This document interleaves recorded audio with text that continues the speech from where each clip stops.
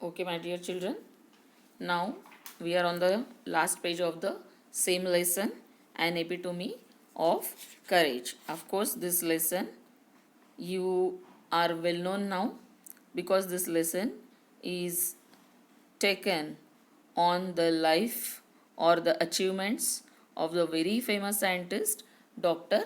Hawking. Okay. Now we have just seen that what type of achievements he had. He is a fellow of the Royal Society and a member of the US National Academy of Sciences. Uh, we are on the next paragraph. In spite of being considered Einstein's equal in intelligence, Dr. Hawking is a very humble man, a simple, down to earth man. He has authored many books dealing.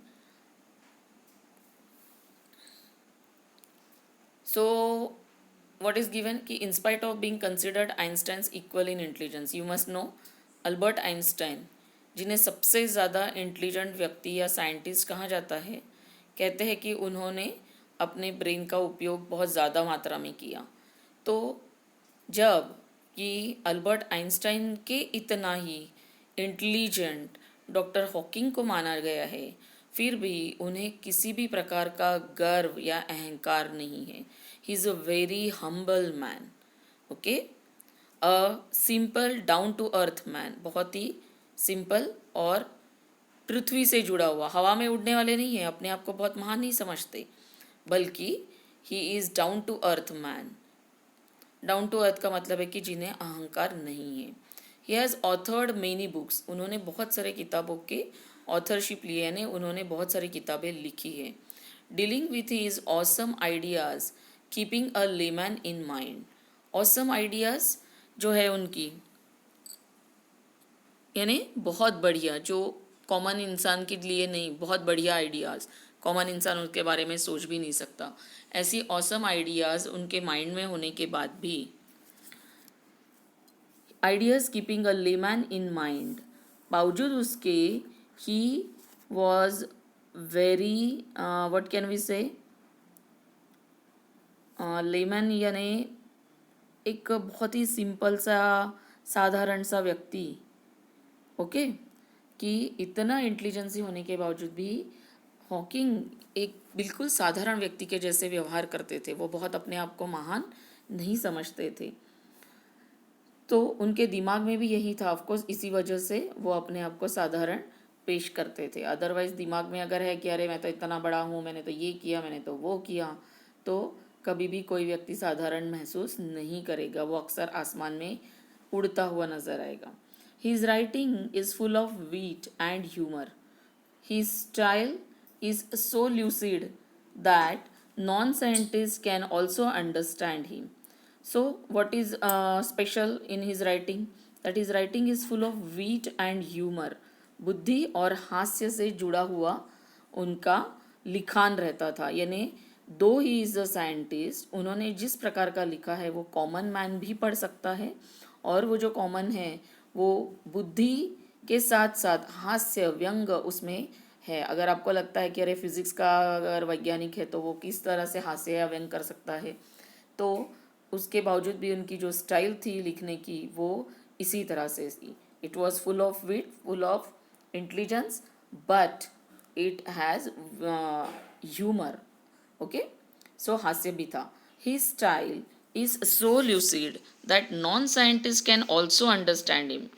Lucid is स्पष्ट अर्थ की, very easy, कि जैसे कोई scientist नहीं भी है तो भी वो उनकी लैंग्वेज जो है लिखी हुई वो आराम से समझ सकता था. काफ़ी इजी लैंग्वेज में वो लिखा करते थे. His book, A Brief History of Time, is one of the best-selling books of our times. हमारे समय की सबसे फेमस बुक जो उनकी सबसे ज़्यादा बेची गई है या बिकी गई है वो है a brief history of time. आप लोग भी ज़रूर इस किताब को पढ़िए. On being asked how he feels about having the dreadful ALS, Dr. Hawking, the quintessence of optimism and hope, says, अब जब उनको उनके ये, अब ऑफकोर्स फेमस व्यक्ति है तो उनकी हम लोग इंटरव्यूज़ लेते ही हैं, तो उनका भी साक्षात्कार या इंटरव्यू हुआ, और उनको जब पूछा गया कि जब आपको इस ड्रेडफुल डिसीज़ ने एएलएस ने आपके ऊपर हमला किया तो उस वक्त आपका थिंकिंग क्या था, तो उनका थिंकिंग था ही वॉज क्विंटेंसेंस, मतलब परफेक्ट एग्जाम्पल है वो, एपिटोमी है वो किस चीज़ के, ऑप्टिमिज्म के. What is optimism? It is a positive thinking.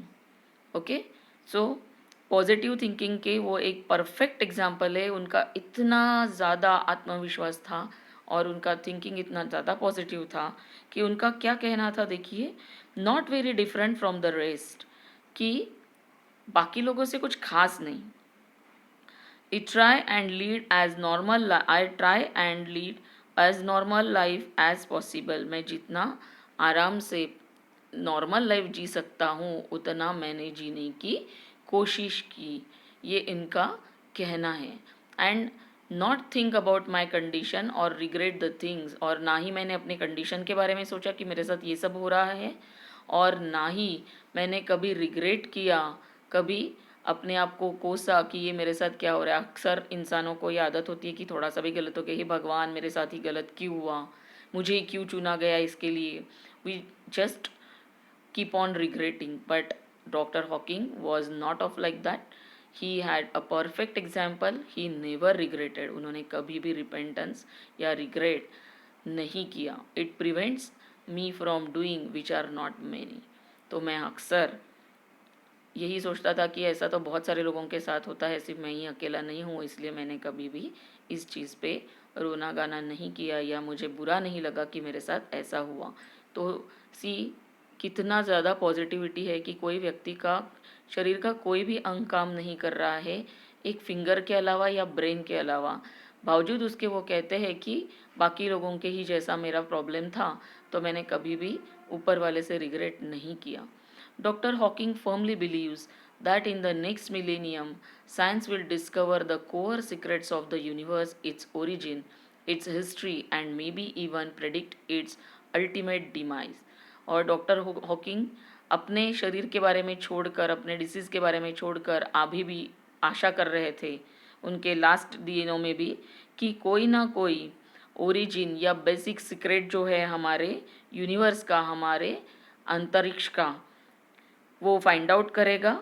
और ऐसा हिस्ट्री में उन्होंने अल्टीमेट डिमाइस, यानी ऐसा कहते हैं कि अब पृथ्वी का ओरिजिन तो हुआ है, पृथ्वी पर जैसे जैसे आगे बढ़ी कुछ सालों के बाद इसका अंत भी होता है. तो ये अंत कैसे होगा या इसका ओरिजिन कैसे होगा, इसके बारे में कोई ना कोई आराम से साइंटिस्ट इसके बारे में रिसर्च कर ही लेगा कि अल्टीमेट डिमाइज जो होता है पृथ्वी का, यानी कहते हैं कि करोड़ों बार पृथ्वी निर्माण हुई है और करोड़ों बार ये ख़त्म भी हुई है, तो इसका लास्ट में ख़त्म कैसे होगी या इसका अल्टीमेट डिमाइज क्या है, ये भी कोई ना कोई साइंटिस्ट रिसर्च कर ही लेगा, ऐसा उन्हें आशा है और वो बिलीव करते हैं. Firmly he believes that. Like doctor Hawking, there are many people who display exemplary courage in their lives. अब डॉक्टर हॉकिंग जैसे ही बहुत सारे लोग हैं जिन्होंने अपना बहुत ज़्यादा करेज हमें शो किया है, जिसके ऊपर हम यकीन नहीं कर सकते, लेकिन उनके एग्जाम्पल्स को हम फॉलो कर सकते हैं. इसलिए एग्जाम्पलरी करेज किया लिखा है कि हम उनका एग्जाम्पल अपने करेज के लिए ले सकते हैं. Let us salute all those brave people who, in spite of being disabled, strive to do their best. They try very hard to do their best in spite of such type of disabilities. ऐसी अपंगता होने के बावजूद, ऐसी विकलांगता होने के बावजूद भी ऐसे बहुत सारे ब्रेव लोग हैं जिन्होंने अपना बेस्ट दिखाया है, और ऐसे लोगों को हमने सैल्यूट करना चाहिए. और ना सिर्फ सैल्यूट करना चाहिए बल्कि उनसे इंस्पायर होकर हमने भी हमारा जीवन जीने की कोशिश करना चाहिए. ऐसे एग्जाम्पल बहुत कम होते हैं बच्चों.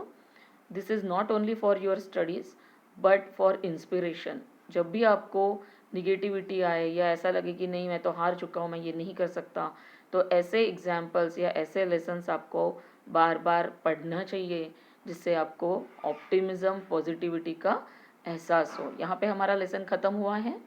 हमने क्वेश्चन आंसर्स डिस्कस कर लिए थे. अब कल की क्लास में हम लोग आगे के भी क्वेश्चन आंसर्स देखेंगे.